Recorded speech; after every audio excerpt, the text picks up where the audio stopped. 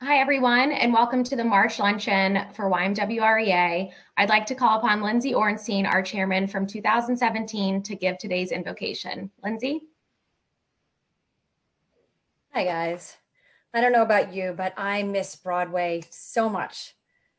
525,600 minutes. How do you measure a year in a life? 1 year in the life of a pandemic, a racial awakening long overdue, a polarizing political standoff, and a gut punch to our New York tough city, who has been knocked down but is certainly not out. We are 1 year into this pandemic that rocked our lives and turned our world upside down. Of course, we can and should think of and acknowledge all that has been lost: the people, the jobs, the arts and culture, restaurants, and so much more. But if we choose to look for the good, there are COVID silver linings to be found every single day.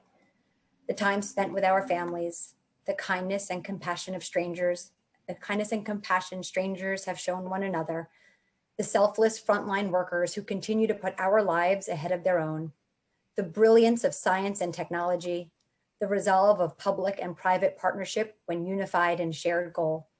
This chasm of time has created space for new ideas to germinate, for people to take risks and venture into something unknown, to reevaluate the priorities in our own lives and the resolve to make those aspirations a reality. So much has happened, but so much is yet to happen. The year behind us has set us on a new trajectory for the year ahead. If we are mindful and conscious of what the past year has taught us, there is a world of opportunity ahead for all of us to grow and improve in. As part of the real estate fabric of New York, we each have a voice in helping to shape the role real estate plays in the ecoscape and how we can be more thoughtful in the way we build and consume space. We have a chance to consciously change how we treat each other and how we treat ourselves. What will you do with the 525,600 minutes ahead? And how do you want to measure the impact you can have in the next year of your life? Thank you, Lindsay. Very well said. I would now like to recognize the former chairman in attendance today: Kate Coburn, Ken Shack, Leslie Harwood, Nikki Harriet, Brad Gurla, Mark Lazon, Greg Shanker, David Browse, Bill Montana, Rob Fink, Jonathan Tutel, Lindsay Ornstein, Lenny Lazzarino, and Laura Jackson. Thank you all for your continued support. Lauren Calandrillo, our vice chairman, will now discuss the upcoming events. Hi, everyone.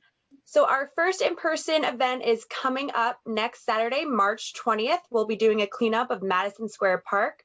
I believe the RSVPs are full, but if you can't make it, please let us know and we will let you know if more spots open up. We also have confirmed a date for our first YMWREA hike for Saturday, April 17th in Cold Spring. We'd like to open this up for everyone to bring their families and significant others if they do wish. Look out for an invite later this week and it will also be on the website. This is a reminder for our Cycle for Survival riders to continue to fundraise. You'll need to have at least $250 raised by April 1st. We are putting together a little prize for our top fundraisers, and we appreciate any fundraising support from members in helping our team hit our $16,000 goal. This is also a reminder of our ongoing volunteer effort at Crossroads NYC. Please reach out to me directly for next steps on getting involved. This is a great opportunity for applicants to have a community service event on their application. Lastly, as the weather starts to warm, we do have some in-person events planned, so please bear with us. We're going to be starting really end of March, April, and May. We'll be having happy hours, an art walking tour, fitness events, so we look forward to seeing you all in person soon. Thanks, Lauren. Definitely excited to start attending these in-person events. I know they'll all be great. I'd now like to welcome our speaker for today, John Powers of Boston Properties, and he is joined by his colleague and member, Walt Rooney, who will be helping with the presentation. Many of you know John from his nearly 30 years at CBRE, and he has now been on the landlord side with Boston Properties for the past 8 years. I started working at CBRE right after John left, but I have since worked closely with him and his leasing team on a number of the buildings in the Boston Properties New York portfolio. While at CBRE, John delivered 20 State of the Market speeches, including the first official State of the Market speech that he gave in 1991. Clearly, John is an expert on the market, and we are all in for a treat to hear from him today. We will be saving a few minutes at the end for some questions from the audience, so please be sure to submit them via the chat or Q&A feature, and we'll hopefully be able to get to them. John and Walt, I'm handing it over to you. Caroline, very nice to see you on the screen. I look forward to seeing you in person as you come to the leasing meetings at 599. Lindsay, very well said. It's nice to see you, and I'm available for lunch because I'm in vaccinated April beyond. So when you're ready to have lunch with me, just send me an email and we'll do that. Welcome all of you to this meeting. It's not much different for me as a speaker because I never had to have lunch when I was there formally because I was always talking. But I guess the plus is this is free, but you don't get a lunch. Look forward to seeing you at a real luncheon at some point in time, which I don't think will be too far in the future. So Walt has helped me, and I'm sure many of you know Walt. Walt has helped me put together a few slides that will take you through what I think is important today, and we'll show you the agenda. Next slide. Those are beautiful buildings Boston Properties owns. I'm not going to go through all of them. I'm going to give you some insight on what I think is happening with the pandemic and when it will end, and then talk about the economy because we're in a recession, and recessions are all alike and they're all very different. And we'll talk about what's alike and what's very different about this one. And then the state of the real estate market. Talk about where I think the balance between tenants and work from home, work from anywhere, all of those things, give you my views on those, and the return to the office. And then they've always asked me, because of my advanced years, to give a little advice. So I'll drop some of that on you. We'll have any questions and comments. So that's it for the agenda. Let me start with my opening remarks. First, Boston Properties. The short version of Boston Properties is we're the largest REIT in the office sector by far, Class A office. So we're primarily in 4 areas, and we have one new fledgling area, LA, where we have a couple of million feet. But we're in Boston. We are the largest office owner in Boston and have been for some time. And that's the biggest market for us in our portfolio. And we do not define market by square footage. In the REIT world, we do it by NOI. So if you talk to REIT people, that's what they can relate to. It's not square feet that we talk about to brokers and other participants in the market. So NOI, Boston is first. Then we are also the largest office owner and commercial landlord in San Francisco. We are the second largest in Washington because the first bought, the second and the third teamed up. So now they are first. And that was all the doing of Bernardo and Steve Roth put that deal together. By the way, if you're interested in a case study on acquisitions or structurings, it's a very, very creative and interesting deal he did, and it's very successful. And then we're in New York. So New York has probably our second NOI, and Washington and San Francisco are moving up. So we're trying to be fairly balanced between the 4 markets. And we have a little LA, and we're looking in Seattle. Those are the only markets we're interested in. Our founders, Mort Zuckerman and Ed Lindy, both very smart guys, and we had a great partnership, a handshake that lasted 44 years and turned guys that came in the world with no money into both billionaires. So that's a great success story. But they believed in 24/7 cities, and that's why we're in the cities that we're in. If it's not 24/7, they were not interested. Live and work and play in the city. So that's Boston Properties. Now, many of you have probably heard my name related to CBRE or the brokerage world, et cetera. I'm going to give you a quick background on myself. I'm, as many are, I'm not a New Yorker, but as the first person in the real estate industry I worked for, Eddie Gordon used to say, New York is the only place in the world that if you have a job and you've been there 3 weeks, you're a New Yorker and no one else cares where you're from. You just what you produce and what you do. It's the unique city, and he always called it the greatest city in the world. So I came here via Switzerland, where I was in graduate school in economics after doing some degrees in the US, and worked for one of the big Swiss banks for almost a decade. Ended up doing a number of things there, ended up a strategic planning job, which took to find a headquarters in Midtown. So there was a building developed, and in that process, I met Eddie Gordon and a guy named Marty Turchin. Some of you know Peter. That's Peter's dad. Marty at that time was #1 broker in the US, all firms, 10 out of 12 years running. So he knew how to do deals and he knew a lot about the business. And they hired me to change a lot about what the brokerage business was about. And I went over there, and many of you know some of the people I hired there. I would guess Lewis Miller, Greg Tosco, Howard Fiddle. Yeah, that's Evan's dad. I hired him and he worked for me. So there were many others, and we put together a great team there.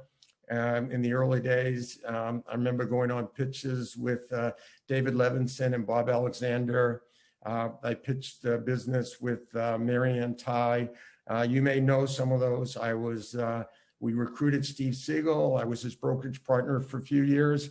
And I jumped from manager to broker to consultant over my 25 years there. It was a very interesting time. So I know a lot about the brokerage business, and I know a lot about how it developed over many times. And I can tell you, it is still a place where someone that can come in, like me, with no money, that didn't know the difference between net rent and base rent. And when I came to New York, I didn't know the difference between Midtown and downtown. That's how few times I've been here. And it's gone pretty well. And there are a lot of other success stories, and I'm sure there will be many for you here. And I'll give you a little advice about that at the end of the presentation. But let's keep rolling here. Enough about the opening remarks. Pandemic. This is the COVID world. As I tell everyone that works for me, COVID's in charge. If you think you're in charge, or your boss thinks you're in charge, or the mayor thinks he's in charge, or whomever, COVID's in charge. So we have to manage COVID to get our lives back. And we've done a poor job in many ways and a very good job in other ways. And this is the average number of new cases in the United States. And you can see that we were all kind of scared last spring and behaved, and things started working themselves out. And then we lulled ourselves into a false sense of security as a country. And you can see that we were talking about going back in September, going back in October. And incidentally, the first people that asked me last March and April, hey, John, how long do you think this is last? And I said, 15 months. And they said, 15 months? And I said, yes, 15 months.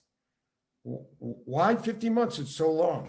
I said, well, I'm a data guy, and we've had one observation in 1918, and that lasted 15 months. So when I only have one observation, I have to go to that fact pattern. Now, the world has changed a lot, but the coronavirus hasn't changed much. So let's see how long it takes. Sorry. So we weren't serious and didn't quite pay attention, and we had this huge spike in cases. That's the bad news. And then it's gone up in New York.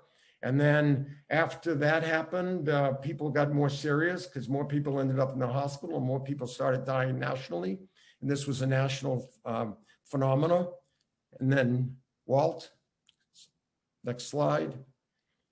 And then it's come down. But, you know, if you look at the average cases around the country in different countries, I'm just going to walk you through this. And we have two. We have the orange and the blue. The blue is today, the orange is 6 months ago.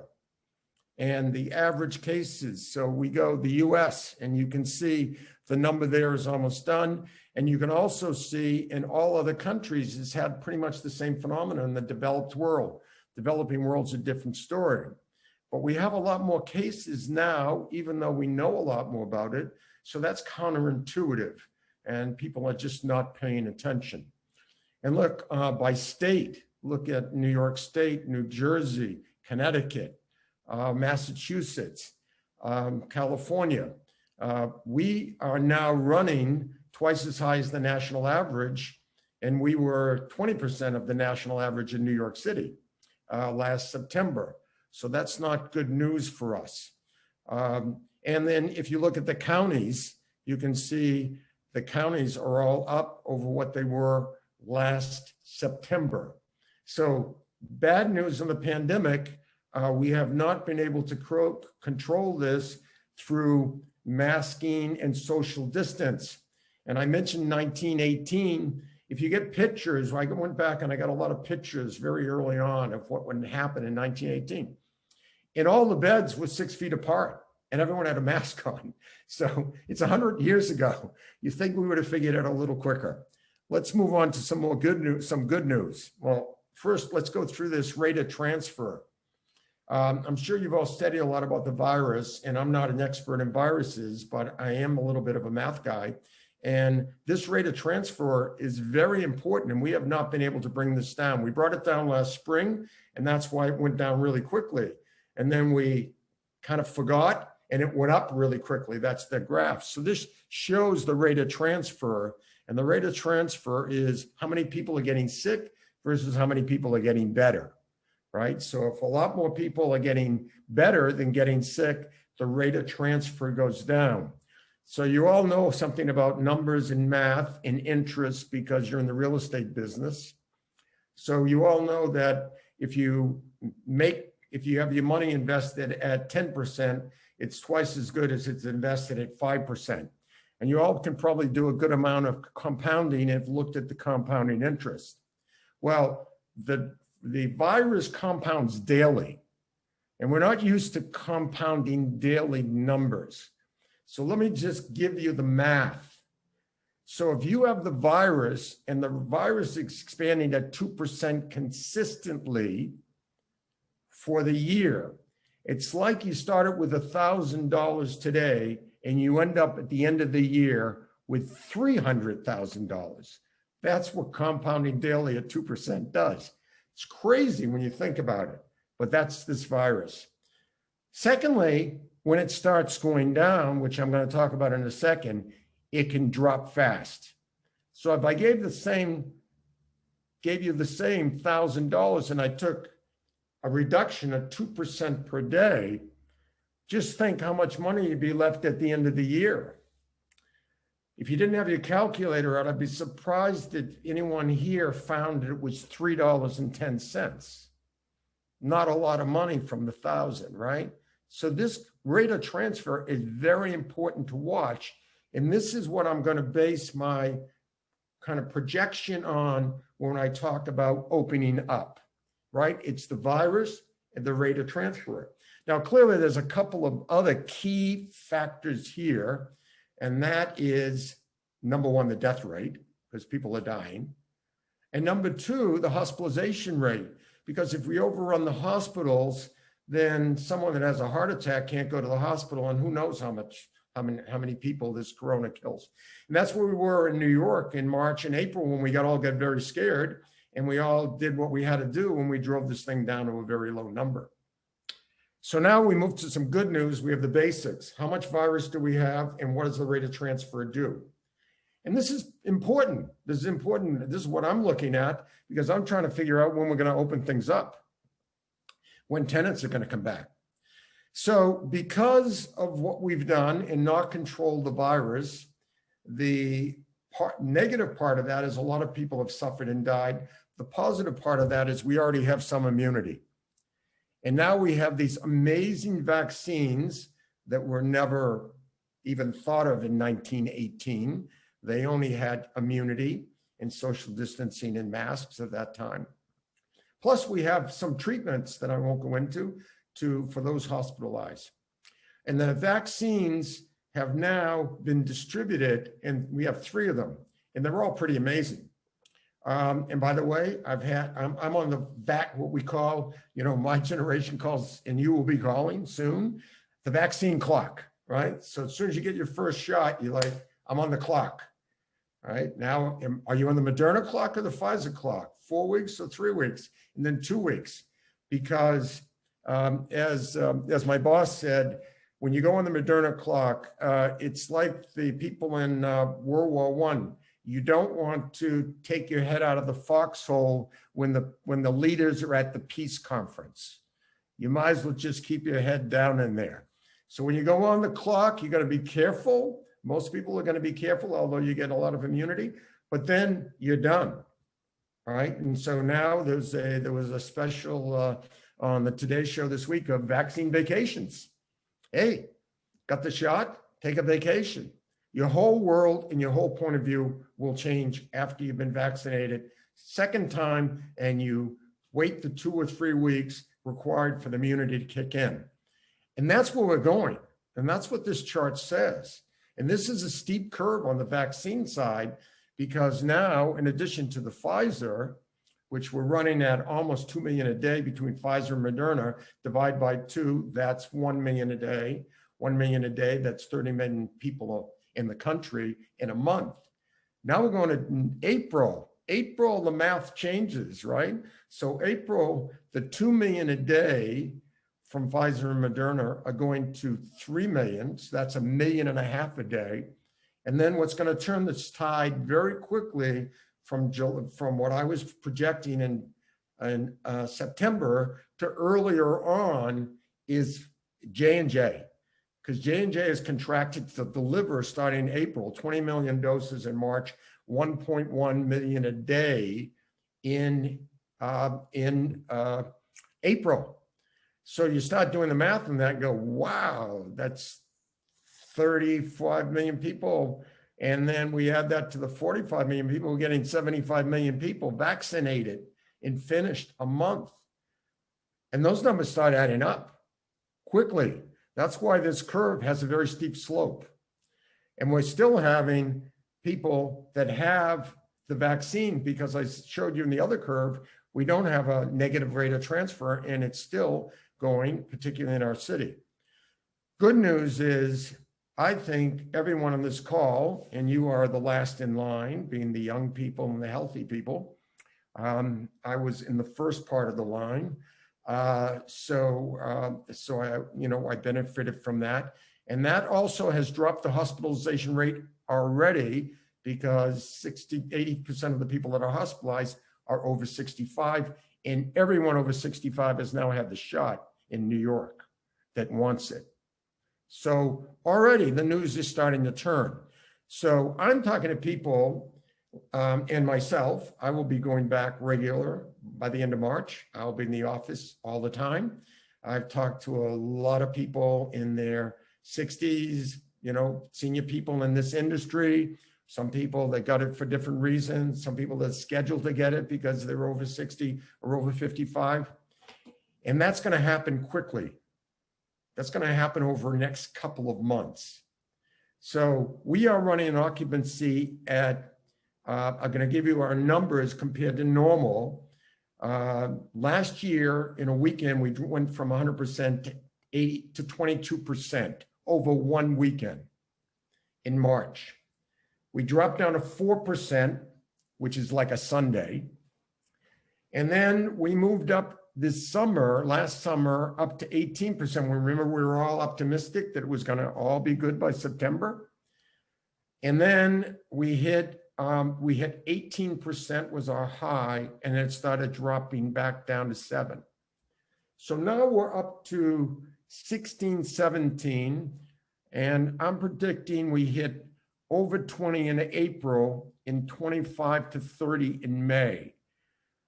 Labor Day will be at 80. Those are my numbers. Those are important when we go to the state of the market and the next issue. So that's the assumptions I'm operating with, and the reason for my assumptions. Now I'm going to go to the state of the economy. So yeah, recessions. I've lived through a lot of recessions and worked through a lot of recessions. We had the 1980s, which was brutal. It was so long. almost 3 years. We have the 90s, and that recession lasted a couple of years, but the real estate market was so overbuilt for the West Side expansion that no one thought about in the 80s, that it took 9 years to clear the market before we moved to equilibrium. I was there for 2001 and the attack on the Trade Center and the dot-com burst. And then the last one, which some of you probably know about, the Great Recession, dropped dramatically. So if we see the GDP here, we've had an unbelievable run since the Great Recession. It's been long and it's been at a pretty positive number, around 3%. That's a very good number of GDP growth. And you can see on the right, it dropped like a stone.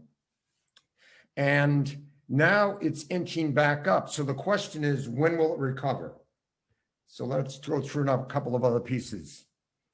This is New York unemployment, and that mirrors the country's unemployment. It's a little more extreme because we got hit so hard last May when some parts of the country didn't drop down. But you can see all these gains, tremendous gains, which drove this market from the Great Recession, moving it up from 7 million to 8.4 million total employment. Gone in 2 months, 3 months. But it's now moved back up to 7.4, which is pretty much where it was at the start of the Great Recession. So the question is, where is that going? But another question is, who is that? And that is, those workers are primarily lower income workers. They're people in restaurants. They're people that in cleaners, people that work in many of the service businesses that have been shut down. But there are others involved in that number because that is a very, very large number. So how quickly will that come back? Because as you all know, Real Estate 101, they taught you, hey, if there's no people working, they don't need any space, right? So there's a direct correlation there. But let's look at two things that are different than any recession that I lived through. Many recessions, two things fundamentally different. If you asked me 2 years ago, or if you asked an economist 2 years ago, hey, there's a recession. Does the stock market go up and down in the recession? Oh, stock market gets crushed. Look what's happened to our markets. The equity markets are going up. Now, partly because the bond market is so flat. I mean, we have the 10-year was running at 62 basis points. That's nothing. No one wants to put their money in bonds. So we've had a run up. We also have a huge growth of the tech companies, which you all know, and a huge amount of value creation in the tech area and productivity in the tech area. So the productivity is driving part of this stock market growth. And that is a very positive because that means there's wealth. And what are the two sources of wealth in the country? Mostly equity, three really, people that work for a living, then there's equities, and then there's real estate. And let's go to the Case-Shiller Home Index, because home values obviously are much larger than retail values or office values. They're all over the country. And this index is very, very important. And what's happened here is people feel wealth because of their home value. They feel wealth because of their account in the bank, and they feel wealth because of what they have invested in stocks and bonds. So you've got 3 out of 3 hitting a pretty positive number here, right? The Case-Shiller index is up. Now, we know condos are down in the city, and the multifamilies are down in the city, and you can get a good deal on a rent now if you want to rent. But if you go to Westchester County, if you go to New Jersey, you go to Long Island, the Westchester market has been hotter than ever. There's been houses in Purchase, New York, that have been on the market 3 years, and they've all been taken in 1 year. I had a neighbor of mine in Rye, had their house on for 4 years. They sold it last year. I had another neighbor put their house on last week, and they had 3 offers, full offers before the open house. So we have wealth in this country and a perception of wealth for the consumer, and the consumer's 2/3 of GDP. So this is very important on where we're going next, which are all interests in the market. But as you can probably tell by now, I'm a pretty analytic person and I build by blocks, and that's where we're going now. Last point before the market, we look at we have the pandemic, the recession, and now we have the fiscal crisis in New York. Because New York, as you probably know, you should know if you're in real estate, New York is heavily skewed on its budget from real estate taxes. Real estate taxes. Look at this chart. That's the blue. It's a lot of blue on that chart, more than half of the revenue. So what happened to sales taxes? Well, that went down. What happened to hotel taxes? Whoa, that went way down. What happened to the tourists and all the money they spent? Oh, that went way down. Where's the city going to get that money? There's a fiscal crisis in the city now. And we also have a political crisis in the city now because we have a mayor that many people don't feel the city has progressed well under. And I'm one of those people. And we have more elections this year. Elections are uncertainty than we've had, I don't know, 20 plus years. We have most people in the council. We have a mayoral election. We have a number of elections in other areas coming up over the next couple of years. So we've got a lot of uncertainty with the pandemic, with the recession, with the fiscal situation, and with the politics. So that all is a problem to overcome. Last, before I go to the market, I just mentioned construction spending. Now you can see this curve. I'm not going to go this curve in detail. That is a steep curve. Look at that. Look at those numbers on the left. You know, at the end of that, bottom of that curve, you're around 25 billion. And now you're around 60 billion, more than doubled the spending on construction in the city over the last decade. That's phenomenal. That's never happened in history. And that has driven prices to rise an average of 6% on the construction side, while rents have risen 2%. And you know, you don't have to know a lot about math, but one thing's for sure. You can't grow an expense at 6% and grow revenue at 2% in gain. And that's an issue with landlords in the city. And that spending is not just on, obviously, office buildings, it's on infrastructure projects, it's on the Hudson Yards, it's on the 7 train, it's on the 2nd Avenue extension, it's on all kinds of projects, but it's been an unbelievable infrastructure time and spending time in the city. And is that going to cool? Are prices going to come down? Is that going to be part of the solution? Let's go to the next slide. State of the market. Yeah, 20 state of the market speeches. I'm using CBRE data. I'm very familiar with that data. That department reported to me for 15 years. So I know all the details there. So let me just walk you through the CBRE data. This is overall Manhattan. Leasing activity. This is new leases. New leases are a great judge of where the market's going because people do not move and build out new space unless they have confidence in their business. That's a critical factor. They have confidence in their business. Now, you can see the Great Recession, 2007, 2008, 2009. That average is down there, dropping under 20. Unbelievable. And you see what happens in the pandemic, half lower than that. This is anemic leasing market activity.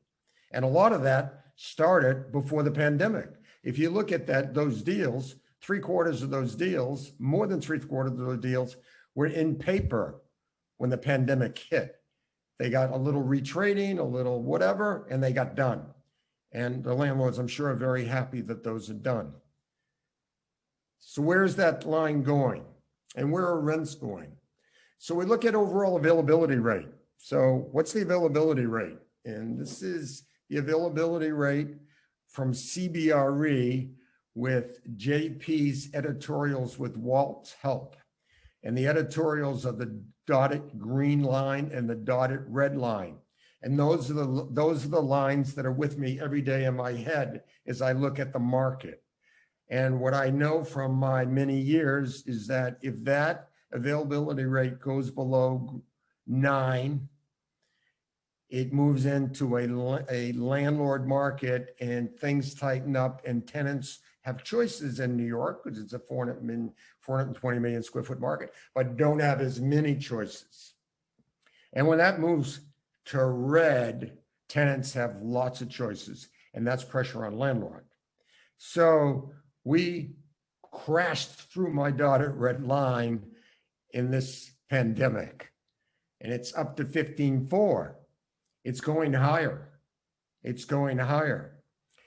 But the good news there, at least on the landlord side, is that a good amount of that is what I call phantom sublease space. That sublease space that goes on in every recession, because people say, oh, I don't need this space, put it on the market.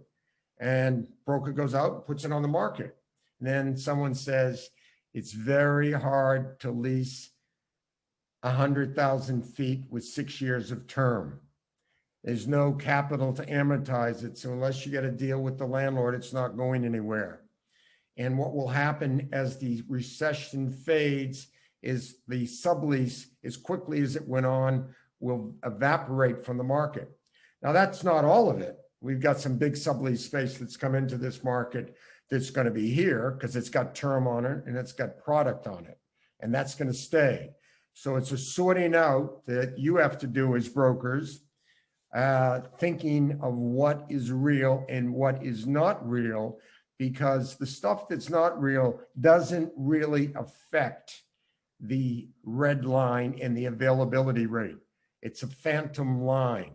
Because why is it a phantom line? Because if you go out repping a tenant, it's not a real alternative for that tenant. It's a theoretical alternative, but it's not a real alternative. Because a tenant is not going to a certain amount of space, and you know the numbers, without a certain amount of time. Remember the construction line? It costs too damn much to build it out in New York. And you have to amortize it over some period of time. So that's going up. Now, how do I know that line's going up further? Because of this chart. So what is this chart? This chart is the stuff we know about that is not in the availability rate. Well, to put something in the availability rate, there has to be a rule. So we have a rule. The rule was 1 year, it can take tenant work. If it can't take tenant work in 1 year, it's not really available now, which is true. So we know that. But we also know that there are things in the market that are going to happen. So this space will show up at some point in the future. And we divide these here into known returns. What's a known return? Well, BlackRock's a known return, right? Because we know 50 is not going to be done within a year. So it's not listed. So here, they're not listing their space at Park Avenue Plaza. So that's a known return. We know they're going to, space is coming back and we know they're going to list it, but we haven't listed it yet. So that means if you add this up, and then we have redevelopment and new construction. By the way, this is only new construction that's really going up. This is not buildings like 3 Hudson Boulevard, which I'll talk about in a minute, that's not going up. Okay, so we see that we have positive absorption always has to fight this chart. Every year in my career, there has been this chart. And every year we look at the positive absorption and says, okay, the positive absorption this year has to clear 2 to keep the availability at 15.3 where it is now, right? So we see we have supply side challenges. Let's move forward. Return to work in the future. Talk a little about the demand side. So, quick story, because we only have 20 minutes left. The 1980s, when I got into the business, it was location and space. Where's the building? What's my commute? And what's the space like? Space in the building, base building, and the space the tenant takes over. But then we started looking at other things, including place. People wanted to be somewhere. People wanted to be somewhere where there were activities, where there were other things that were going on. I remember early in the business, I mentioned Marty Church and Peter's dad, and someone said, they're only interested in price. You're a tenant, met with the tenant. What are you interested in? Price. We want the cheapest space possible. Marty looked him in the eye and said, go to Iowa. You can't find it in New York.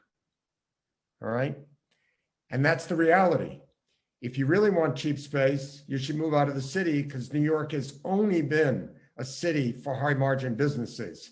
And if you go everywhere around the suburbs, you find the history that those tenants were at one point in time, if they were successful, high margin businesses in the city and moved out. I can make a list of them for you. So we started interesting more in place. And then today, with the world as it is now, with more and more choices, right? In the 1980s, consumers had very few choices. Couldn't work remotely, didn't have a cell phone, didn't have a computer. None of that was available. You had a phone. Yeah, you had a hardline phone. So you needed location and space. Starting in 2000, around 2000, with cell phones and technology, people started saying, hey, you could work from anywhere. And we started that. And then it became more important to bring them into the city and make it special. And now with the technology, and we're all working virtually, and we know how to do Zoom calls and WebExes and virtual tours and all those things, the experience coming in has to be very special. And that's what's going to lure people into the city. I said in one of my standard market speeches early on, when people are asking about this question, I said, look, in my view, in a world where you can work from anywhere, it's much more important to be somewhere, right? Because anyone can be anywhere. So it's important for where you live, where you work, where you go, what shows you go to, what restaurants you go to, what gyms you work out in, how you want to spend your time. You have more flexibility, you have more choices. So it's more important to create a situation where people will want to invest their time, because time is really all we have, then invest their time in where they are. So that's very important. So given choices in every session, we've seen the same thing. Move to quality. People say, oh, I can get in that building now. I can get in that neighborhood now. And this happens on the residential side and in the office side. So we will see a flight for quality. There's no surprise now when Walt tells me in our staff meetings, oh, I had more tours at General Motors than I had at some of our other buildings. Or, wow, 399 is chock-a-block full and we're getting 3 RFPs, because people want to be at a flight to quality. And you're going to see that. And you're going to see that commodity space, when we talked about the price differential, that is going to be driven from that higher availability rate in the tenant market, is going to be more variable than you have been expecting if you have not lived through a recession. You are going to have 10% discounts in some locations, and you're going to have 20+ discounts in other locations, because commodity space will become commodity space and there'll be more of it. And people will say, I can get in better space with a better place and a better experience cheaper than I can. And yeah, I think I want to upgrade my quality of my life, my quality of experience. So that's something that you should think of and something that you should look at, whether you're on the landlord side or the tenant side. Okay.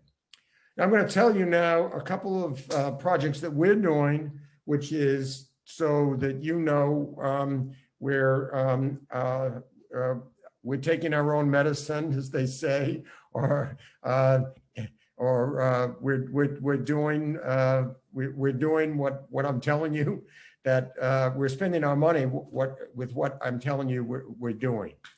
So we're putting in this giant amenity at GM. Why are we doing it now? Well, we're doing it for a couple of reasons. Because the market's changed.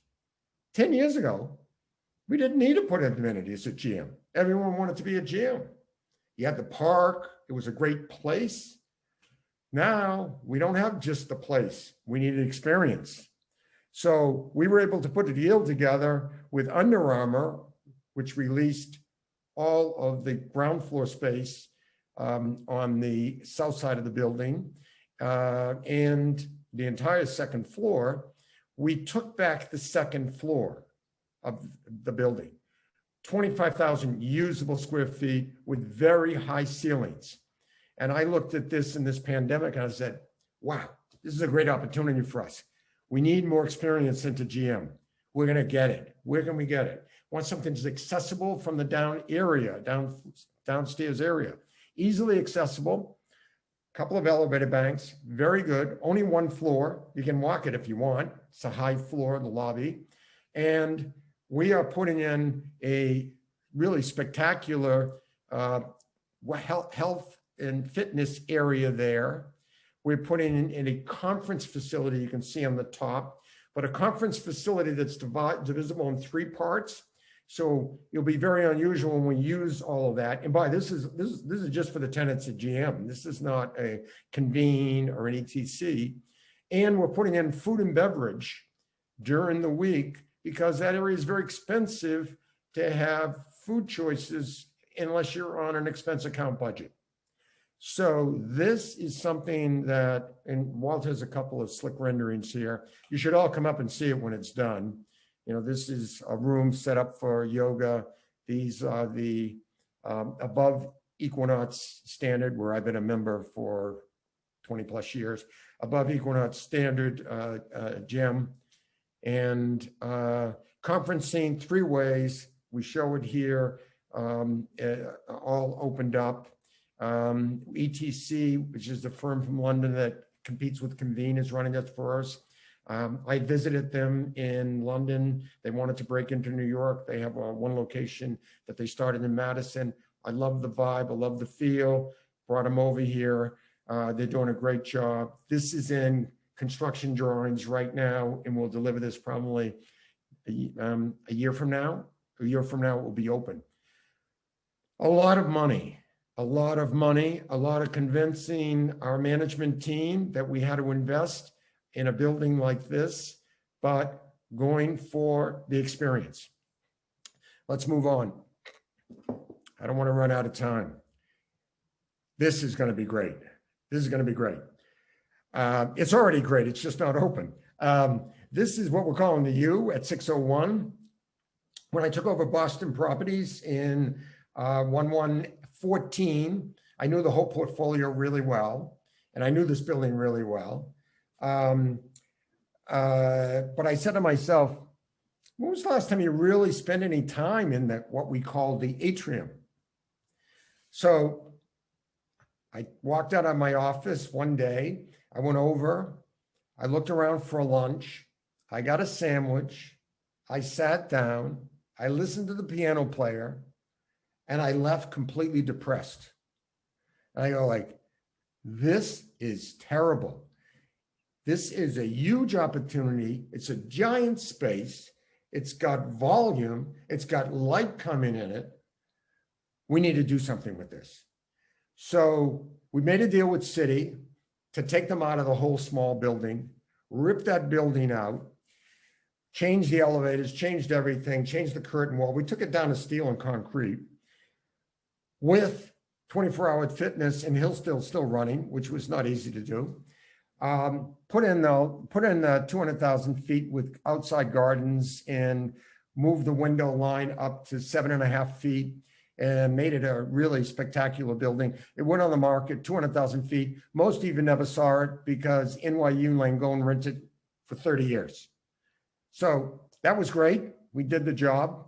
We had other interest in that. And I think it would have really, really been very attractive for different types of tenants. But NYU is a great credit and the numbers were really good, so we did the deal. So we went about doing something downstairs. So I wanted to do something with food and beverage, but something that's never been done, anything like it in the city. So the process was simple. Once we got the space back, we hired Gensler, we ripped out a whole floor of space where it used to be part of the 24 Fitness. We put a new interest in Seventh Grade, ripped it all up for a giant storefront so there'd be more light and air in there. And this is, we're building experience here. And then I wanted to do, I want to do something special. So we went to every food hall in the city, every one of them, talked to all the operators. Nothing really kind of lit the fire. So I talked to my good friend, David Swinghammer, who I've known for years. He was Danny Marr's partner for 20 years. He kind of stayed with Danny, but kind of left and took a different job and came up with the idea of Shake Shack, who some of you know about. And he did the first Shake Shack, and then he talked to Danny and said, I think I can make this work. And he went all over the world and he was the CEO of Shake Shack.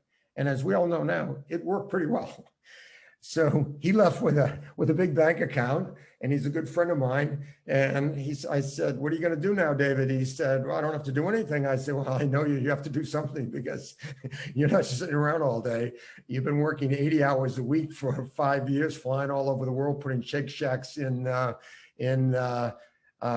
ran into him in Istanbul on vacation. He was working on a Shake Shack location. So can you imagine what his schedule was like? So he became my consultant. He knows everyone in food and beverage.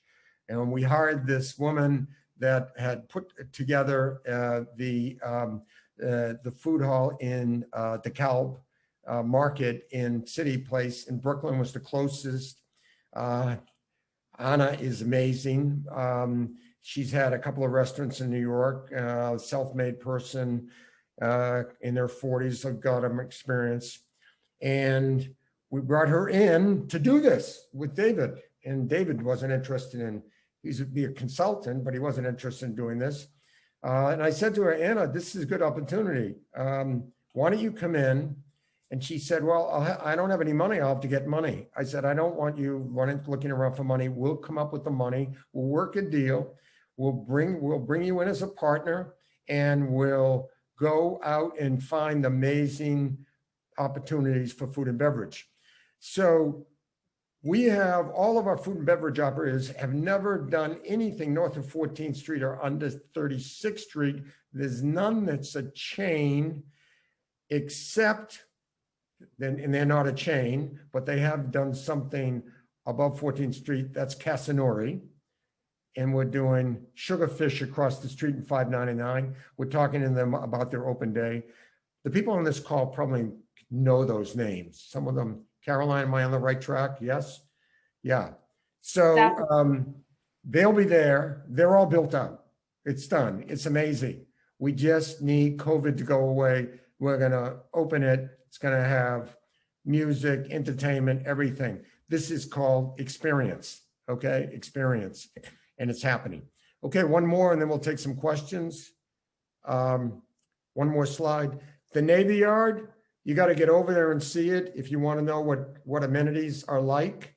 If you haven't been there, if you have no interest doing deals in Brooklyn, if you don't think there's a tenant there, take a ferry ride when the weather's nice and walk through it.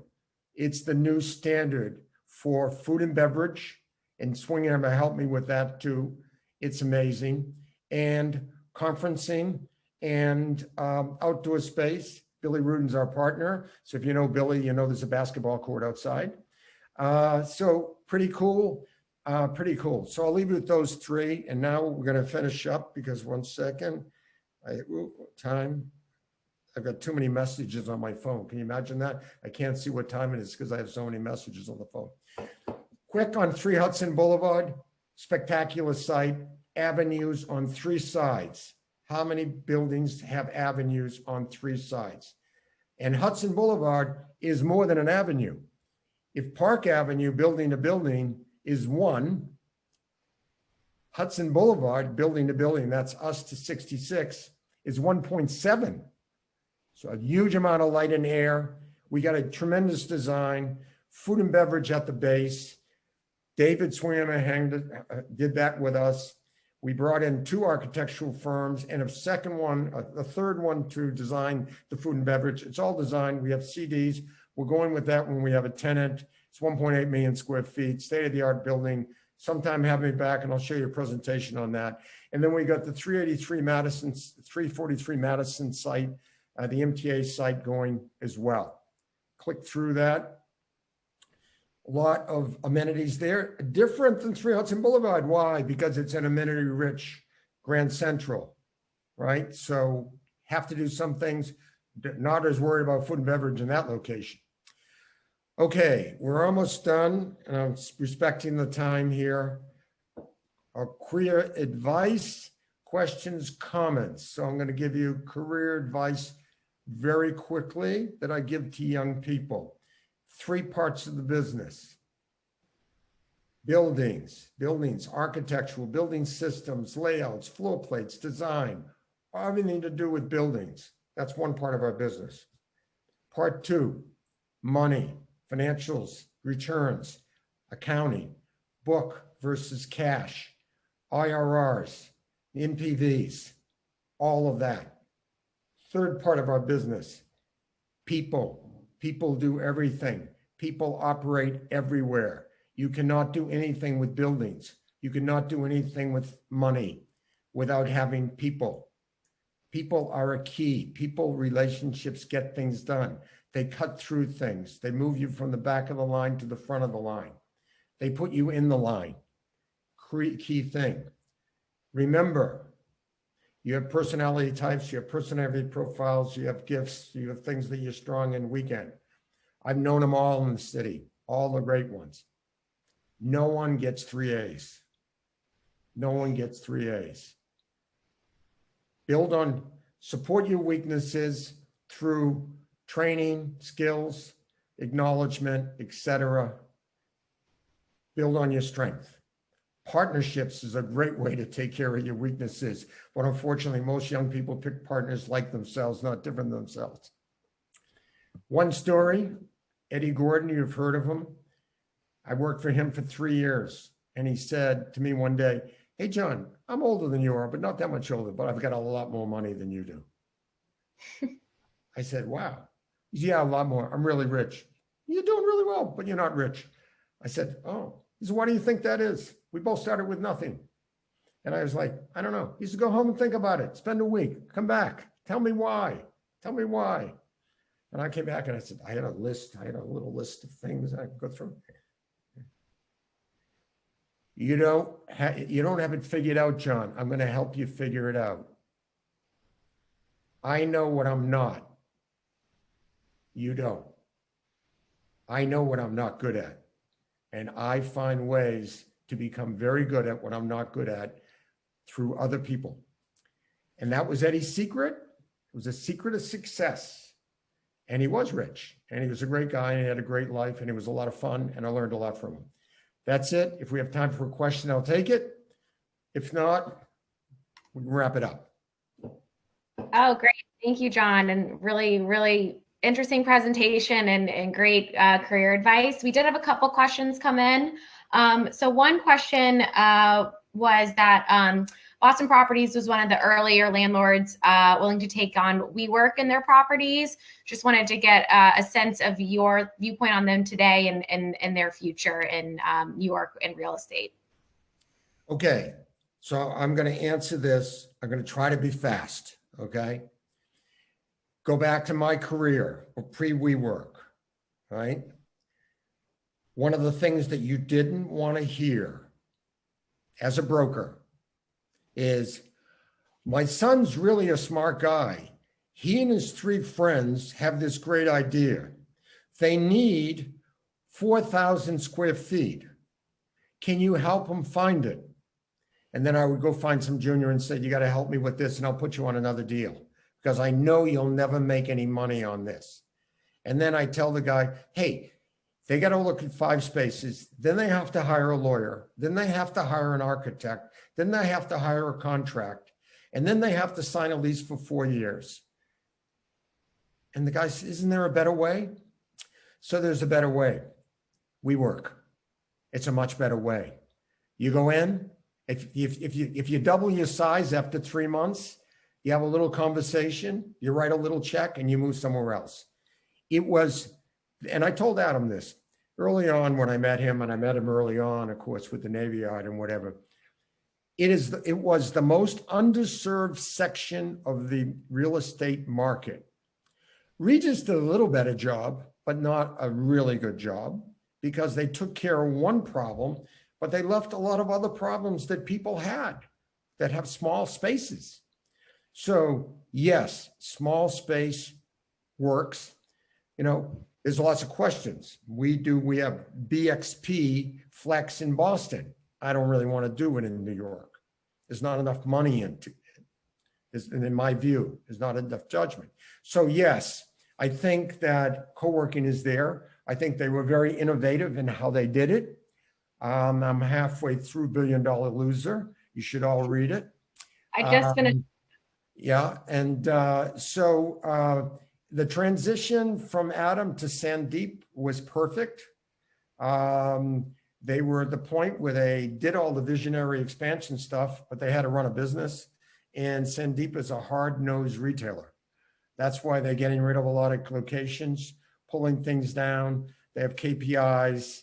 You know, I'm in charge of kind of like all our WeWork relationships in the firm. So we have 5 locations with them.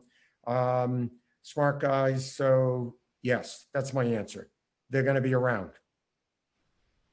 Great, thank you. So we just hit right past 1 o'clock. I want to be respectful of your time, John. I know you said you had a lot of emails on your phone already, but on behalf of the board and all our members and guests, thank you so much for taking the time to speak to us today. We really appreciate it.